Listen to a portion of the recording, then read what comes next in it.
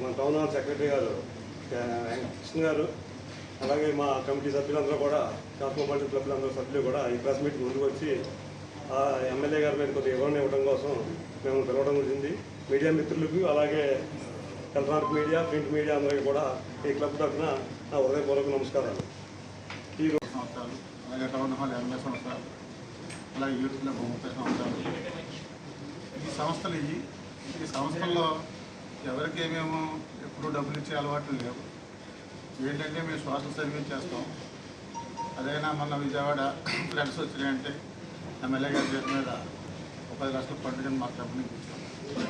అలాగే కాటన్ పార్కులు అని రేపొద్దున మళ్ళీ మేము చేసిన సోషల్ సర్వీస్ ఏంటంటే హాస్పిటల్స్ అని, పిల్లల చదువులు కానీ, అలా సోషల్ సర్వీస్ చేస్తున్న ప్రతి సంస్థ ఎవరికి డబ్బులు ఇస్తాం అలాంటివి ఎప్పుడు లేవు. ఏదైనా ఇప్పుడు ఎమ్మెల్యే గారు మాకు అని చెప్పారు, మనకి చుట్టుపక్కలంతా కూడా డయాలసిస్ లేవు, దీని మూల పేషెంట్లు అందరూ ఇబ్బంది పడుతున్నారు. లాభాలందరూ మనం తప్పనిసరిగా ఏమో గవర్నమెంట్ హాస్పిటల్లో డయాలసిస్ పెట్టాలి. దీనికి ఒక 3 కోట్లు వచ్చి ఉంది, మీరు అందరూ సహకరించి చేసి పెట్టాలని అంటే మేము అందరం కూడా సోషల్ సర్వీస్ మా సంస్థలు 3 కూడా ఎప్పుడు ముందు పనిచేస్తానికే సిద్ధపడుతున్నాం.